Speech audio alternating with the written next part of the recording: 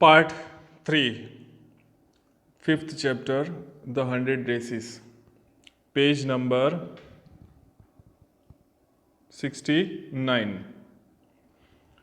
Do you think Miss Mason will announce the winners today? asked Peggy.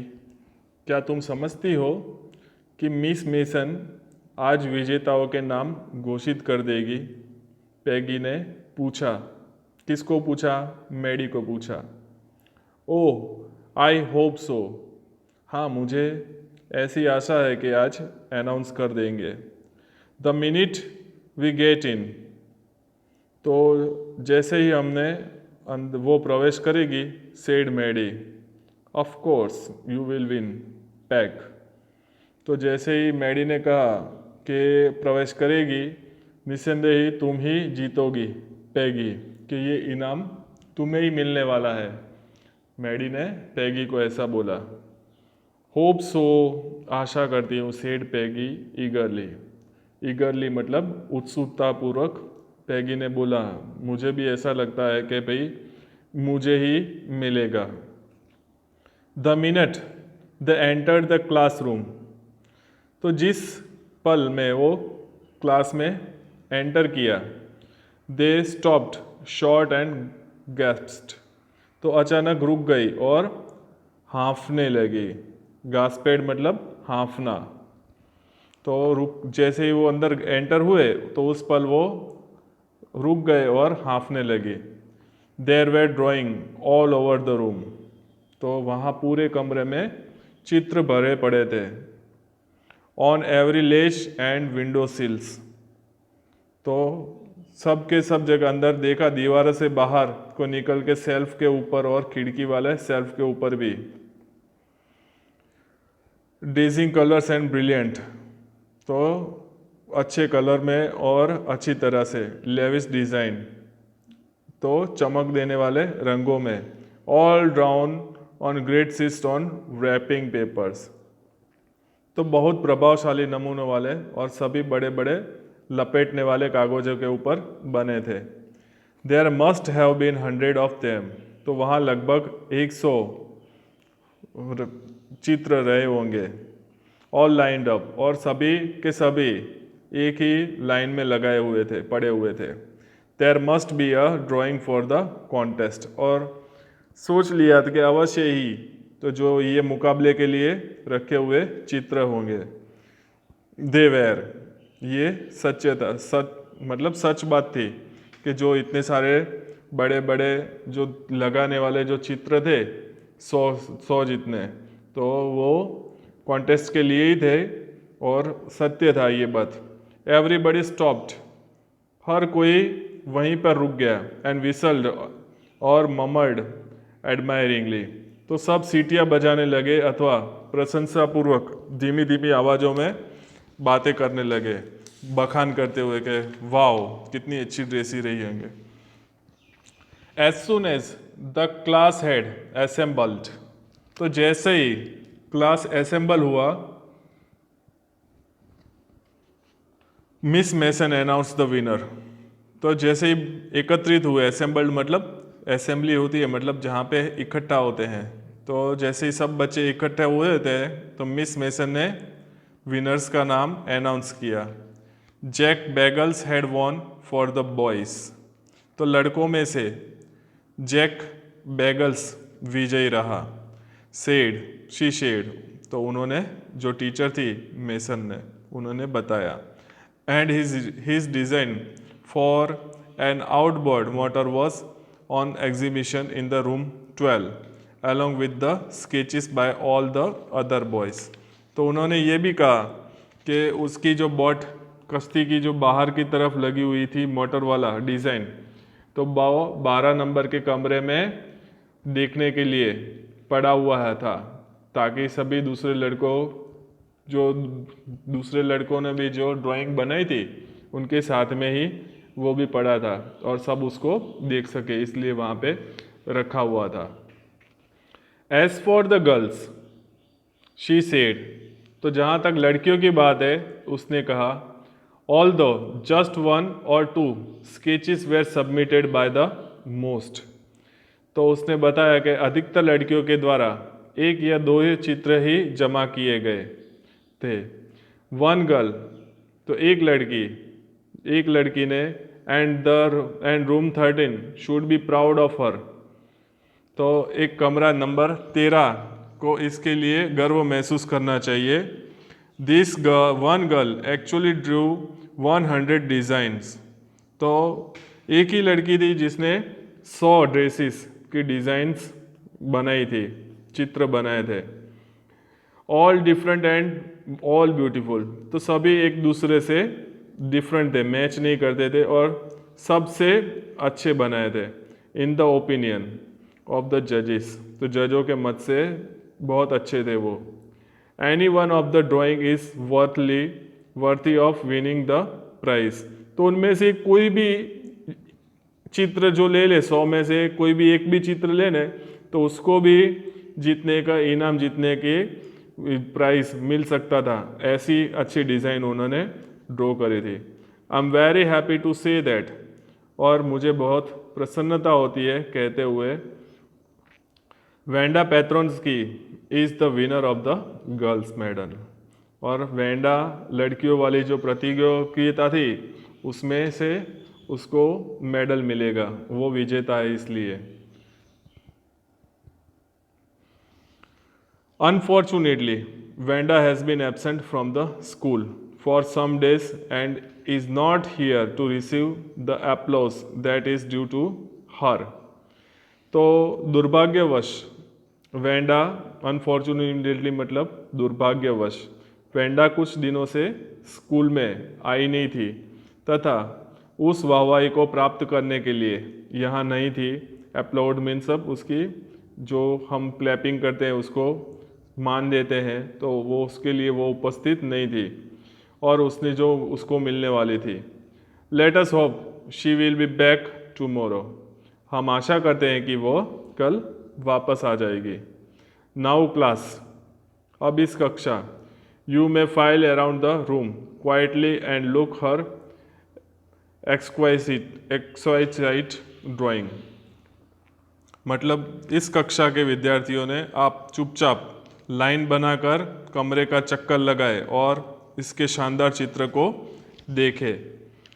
तो हम देखें कि उन्होंने जो 100 ड्रेसेस बनाई थी वेंडा ने, तो वो सारे रूम के अंदर विंडोज़ के ऊपर नीचे जहाँ पे जगह थी उसको अच्छी तरह से लाइन में लगाई हुई थी। तो अब मैडम ने बोला अब सब बच्चे चक्कर लगाते हुए सारी जो ब्यूटीफुल पेंटिंग्स थी तो उनको देखा जाए, इसलिए उसको राउंड में घूमते हुए उसको लगाया था। तो इसलिए उसको कमरे का चक्कर लगाए और शानदार चित्र को देखे।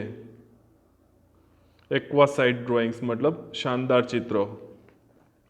The children burst into applause, बच्चे एकदम वाह वाह करने लगे। And even the boys were glad to have a chance to stamp on the floor, तथा लड़कों को फर्श के ऊपर अपने पैर टपटपाने की, अपनी उंगलियों को अपने मुंह में डालकर सीटियां बजाने का मौका मिलने पर प्रसन्नता महसूस हुई, क्योंकि उनको chance put their finger in their mouth and whistle. तो ये अपने जो पाँव थे फ्लोर के ऊपर वो थप थप करने, मुंह में फिंगर डाल के ऐसी चीज चित्र जो देखे तो वो उसका चांस मिल गया। Through they were not interested in dresses, तो भले ने उसको पोशाकों में कोई रुचि नहीं थी, फिर भी वो सीटी बजाने का और पाप थप्पा बजाने का मौका मिल गया। लुक पैग विस्पर्ड मैडी, देखो पैग, मैडी ने धीमे स्वर में बोला। That's that blue one she told us about, तो ये उन्होंने बोला कि ये नीली वाली पोशाक है जिसके बारे में उसने हमें बताया था। इजंट इट ब्यूटीफुल, क्या वह सुंदर नहीं है? यस सेड पैगी, हाँ है, पैगी ने कहा। And here's that green one, और यहाँ वह हरी वाली पोशाक है, ग्रीन वन बॉय, हाँ हूँ। And I thought I could draw, और मैं समझती थी कि मुझे चित्र बनाना आता है। तो यहाँ पे जो पार्ट 1 था फर्स्ट सेमेस्टर के लिए, यहाँ पे वो फिनिश होता है. We will start the second part from the after the first examination. So student learned it properly, understand properly, so you can write their answer properly. तो यहाँ पे जो ये लेसन था वेंडा पेट्रोन्स्की के रिगार्डिंग, तो सबसे पहली बात जो यहाँ पे टेक्स्ट बुक में हमें जो क्वेश्चन पूछे गए थे, क्या आपको लगता है कि आप जो भेदभाव करते हैं दूसरे बच्चों को या तो किसी दूसरे आदमी इंसान को, तो वो भेद उनके पास कितने पैसे हैं ऐसे जज करते हैं, या तो फिर उनके पास कितनी मिलकत है, या तो वो उनके पास क्या क्या है प्रॉपर्टी, तो उसके आधारित आप लोगों से बिहेव करते हैं, ट्रीट उनके अकॉर्डिंग करते हैं, या तो फिर और is there something of more enduring value to look, या तो वो दिखने में कैसा है, आपसे अलग है या आपके जैसा ही है, तो उस हिसाब से उसे बिहेव करेंगे. तो यहाँ पे बहुत इंटरेस्टिंग जो क्वेश्चन पूछे गए थे उसके रिगार्डिंग यहाँ पे आपको कुछ समझने को मिलेगा. तो यहाँ पे जो वेंडा पेट्रोन्स्की नाम की जो लड़की थी, तो उसको उसके अजीब नाम से ट्रीट किया गया था, तो सब उसके नाम से उसकी मजाक उड़ाया करते थे. तो नाम फ़नी नाम था, चलो मान लिया फ़नी नेम है. जो अमेरिकन बच्चे थे उनके नाम थोड़े इजी थे बोलने के लिए, बट ये वेंडा पेट्रोन्स्की वो बोलने में थोड़ी प्रॉब्लम होती है, तो वो उसकी मजाक उड़ाना जो अच्छी बात है या नहीं है, ये मेरा आपका पर्सनली क्वेश्चन है आप लोगों से. So should we laugh at the name of her, उसके नाम पर आपको हमें हंसना चाहिए. सो मेरा आंसर आप सबसे है कि किसी के नाम से अजीब नाम है तो वो नाम किसी ने भी रखा गया. जैसे कि हम गुजरात में हैं तो हमें गुजरात वाले नाम ही मिलेंगे, कोई अलग स्टेट से रहेंगे तो अजीब नाम मिलेंगे. कोई अलग स्टेट जैसे कि पंजाब है, हरियाणा है, केरल है, तो उसमें जब जाओगे तो वहाँ पे आपको नाम जो जानने मिलेंगे वो अजीबो गरीब नाम दिखने मिलेंगे. तो अपनी एक कंट्री में ऐसे नाम हैं, तो दूसरे देश से अगर आते हैं बच्चे तो उसके नाम कैसे होंगे वो आप समझ सकते हैं. तो क्या उनको उसके नाम के लिए उनकी मजाक करना ये अच्छी बात है? तो नहीं है. हमें किसी का कुछ भी नाम हो उसके साथ मजाक नहीं करनी चाहिए. दूसरी बात, कोई इंसान गरीब है तो हमें उसके साथ मिसबिहेव करके, उसकी मजाक उड़ाते हुए, उसको समझे बिना उसको परेशान करने में लगे, तो ये हमारी इंसानियत होगी? तो नहीं होगी. हमें ऐसा कभी भी नहीं करना चाहिए कि किसी का दिल दुखे या कोई रो जाए. तो यहाँ पे वेंडा को हम अच्छे से समझे तो ये एक अजीब सी बात है कि वो डेली जो अपनी ब्लू ड्रेस पहनी हुई थी, जो कि कभी अच्छी तरह से आयरन भी नहीं करती थी, तो वो पहन के आती थी. फिर भी उसने ऐसा बताया कि उसकी अलमारी में 100 ड्रेसेस हैं. तो वो कैसे थी? तो सबसे बड़ा क्वेश्चन ये होता है. और जो पैगी, जो क्लास की सबसे पॉपुलर गर्ल थी, तो उसके नज़रिए से देखा जाए तो उसको उस बात का बुरा लगता है कि ये लड़की ने झूठ क्यों बोला कि उसके पास 100 ड्रेसेस है. अगर 100 ड्रेसेस होती तो क्या वो वही पुरानी ड्रेस रोज़ पहन के आती? और उसने ये भी बताया कि सब की सब रेशमी बनी हुई थी और वेलवेट की भी बनी हुई थी. तो ये बात उसको हजम नहीं होती थी, इसलिए उसके ऊपर वो डेली मजाक उड़ाया करती थी. तो इसके पीछे का जो रीज़न था वो क्यों झूठ बोलती थी, उसका क्या कारण था कि वो पैगी को हमेशा एक ही आंसर देती थी कि भाई मेरे पास 100 ड्रेसेस है और सबके सब लाइंड अप किए हुए हैं मेरे क्लोसेट में, अलमारी में। तो ऐसा क्यों बोला करती थी? कभी सोचना दूसरा पार्ट समझकर, तो आपको शायद आपको आंसर मिलेगा कि ऐसे बोलने के पीछे उसका क्या रीज़न था। अगर उसके पास 100 ड्रेसेस नहीं होती और सबके सब अलग अलग कलर की और अलग अलग डिज़ाइन में बनी हुई थी, जो उसके पास नहीं होगी, तो जब ड्राइंग कंपटीशन आया तो उसने 100 ड्रेसेस कैसे ड्रॉ की होगी? अगर उसके पास नहीं होती तो वो ड्रेस ड्रॉ कर सकती इतनी ज़्यादा? तो ये जो कन्फ्यूज़न है वो यहाँ पे आपको समझकर दूर करना है कि भाई इसमें दो कौन सी खास बात है। तो उसने ड्रॉ करी और सबकी सब अलग अलग डिज़ाइन की। और पैगी के बारे में अगर बताएं तो पैगी ने वेंडा को बहुत परेशान किया, और सेकंड पार्ट में अगर देखें तो उसने उसके कारण स्कूल आना ही बंद कर दिया, उन्होंने पूरा गांव छोड़ दिया। तो जो वेंडा थी वो बॉगिन साइट, मतलब जहाँ पे ज़्यादातर गरीब लोग, झुपड़पट्टी वाले बोलते थे, तो ऐसे लोग वहाँ पे रहा करते थे, बहुत ही गरीब लोग। तो वहाँ से वो आती थी, तो उसने गरीब थी इसलिए उसके ऊपर मजाक करी कि पैसे वाली होती तो भी वो मजाक करती पैगी। तो ये बात भी बहुत बड़ा क्वेश्चन है, क्या हमारे पास पैसे होंगे तो हमारी मजाक नहीं होगी? कोई गरीब है सिर्फ हम उसकी ही मजाक करते हैं? तो बहुत सारे क्वेश्चंस हैं हमारे माइंड में। यहाँ पे हम स्टैंडर्ड 10th में हैं, तो ये बात कभी नहीं भूलनी चाहिए कि हमारे पास चाहे कितनी भी कामयाबी हम लोगों को मिले, बट जिसको सक्सेस नहीं मिली लाइफ में उसके ऊपर भी हमें कभी मजाक नहीं उड़ाना चाहिए।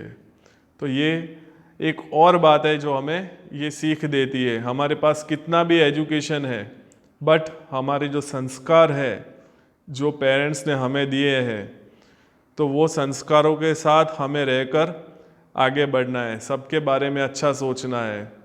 तो यहाँ पे एक तरफ दिखाया था जो पैडी थी वो किसी जानवर के ऊपर भी कोई अत्याचार होता, मिस ट्रीटमेंट होती जानवरों के साथ, तो अभी घंटों तक रोया करती थी कि उसके साथ ऐसा क्यों हुआ। तो इतनी केयरिंग लड़की थी वो, तो फिर वो वेंडा पेत्रोंस्की को क्यों परेशान करती थी?